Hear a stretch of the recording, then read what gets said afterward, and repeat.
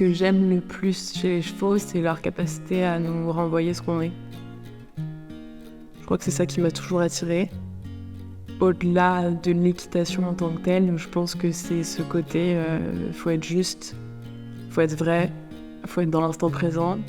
Et en plus, c'est ce qu'on fait au quotidien ici, c'est être avec le cheval à un instant T et lui apporter ce dont il a besoin à cet instant précis. Je m'appelle Ambre et je dirige le Radio Côtier. C'est une écurie de propriétaires qui offre des pensions sur mesure aux chevaux en respectant leurs besoins fondamentaux et le bien-être animal.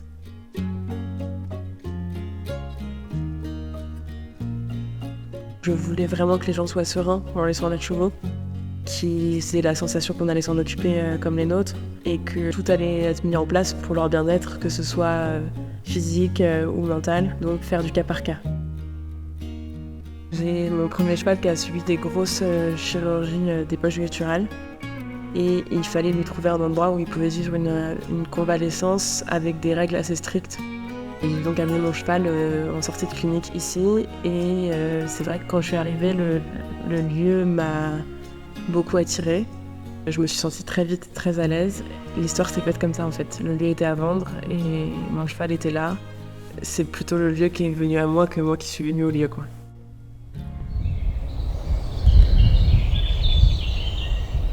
C'est très calme, on est pourtant entre une grande ville quand même et l'autoroute et pourtant je trouve qu'on est toujours dans un endroit qui est très serein, très paisible. On est tous très sereins ici et on essaye de cultiver ça, donc forcément les animaux le ressentent. Les chevaux se sentent très bien. Il y a une organisation alimentaire d'abord. Les soins sont toujours faits le matin et le soir à la sortie du paddock ou au retour du paddock. Et même pour les pensionnaires qui sont au pré, on fait un tour global des pâtures le matin et le soir. Donc s'il y a des soins à faire le matin et le soir, on les fait à ce moment-là. Ça peut être des soins de compléments alimentaires, des soins de pieds, des soins de confort.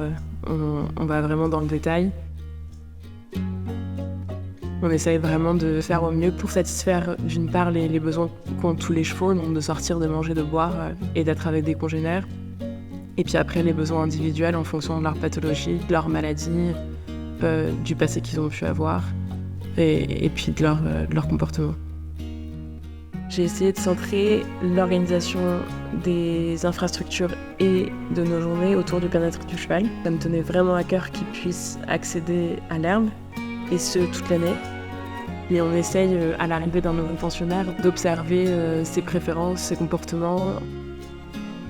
Il y a certains comportements qui en disent long sur les besoins du cheval, peut-être aussi sur sa frustration, donc sur un besoin qui n'est pas du tout assouvi au moment, en tout cas, où on les rencontre, pour pouvoir adapter au mieux les soins et puis conseiller au mieux les propriétaires sur ce dont les chevaux ont besoin par rapport à ce qu'on a pu observer.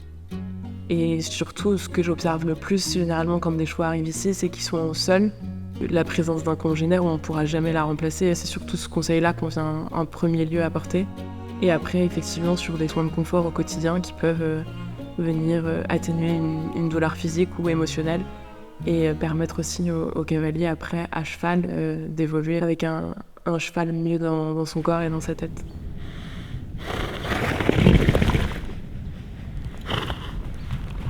Je me suis formée effectivement à la théorie d'apprentissage.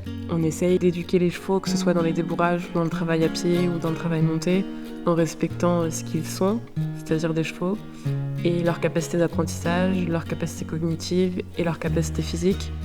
C'est aussi ce que j'essaye de transmettre à mes cavaliers, c'est que ce sont des chevaux et qu'on doit leur demander des choses qu'ils sont capables de comprendre et de faire, et que ça nous demande à nous d'être des humains très clairs, et ça s'apprend. On essaye effectivement dans les approches, même aux soins, même à l'éducation du poulain, même dans le lien mère-poulain. On est obligé d'intervenir, on est obligé de leur demander des choses parfois qui peuvent être, même dans le début de la vie d'un cheval, pas toujours très sympathiques. Et j'essaye que ces premières fois, que ce soit le maréchal, le vétérinaire, la première fois dans la carrière, dans le vendange, les changements de pré où on va être obligé de les manipuler, soit des moments où on respecte leur capacité d'apprentissage et où on leur fait vivre des choses confortables à nos côtés pour les préparer effectivement à leur vie future avec des cavaliers et puis à leur vie avec de l'équitation, parce qu'à la base, c'est pas ce pourquoi ils sont nés. On a des chevaux qui sont en pension de travail, donc en l'absence du propriétaire, on va travailler le cheval. Ça peut être du travail au sol, du travail monté, juste de la balade. Et puis un accompagnement plus global d'enseignement et de travail du cheval. Donc certains chevaux sont travaillés la semaine et les cavaliers prennent des cours le week-end. C'est l'approche qui nous permet de faire évoluer plus rapidement le couple cheval-cavalier, puisqu'on peut rééduquer et éduquer les chevaux et ensuite éduquer les cavaliers pour aider le cheval. Quand on accompagne un couple pédagogiquement, que ce soit dans le sport ou dans le loisir, c'est des moments aussi qui peuvent être intenses, du moment précis où il y a une prise de conscience, du moment précis où le cheval cherche et trouve la bonne réponse, du moment où le cavalier a ressenti cette bonne réponse et va relâcher. Au quotidien, à tous les moments de la journée, on se balade dans les prés pour aller nettoyer un bac à eau et en fait, on est devant des chevaux qui sont en train de faire du grooming ou en train de courir, de jouer. Et c'est ces moments-là, en fait, que je suis venue chercher, je pense, depuis toujours. Et je pense que c'est toujours ce qui me fait vibrer aujourd'hui, l'instant présent.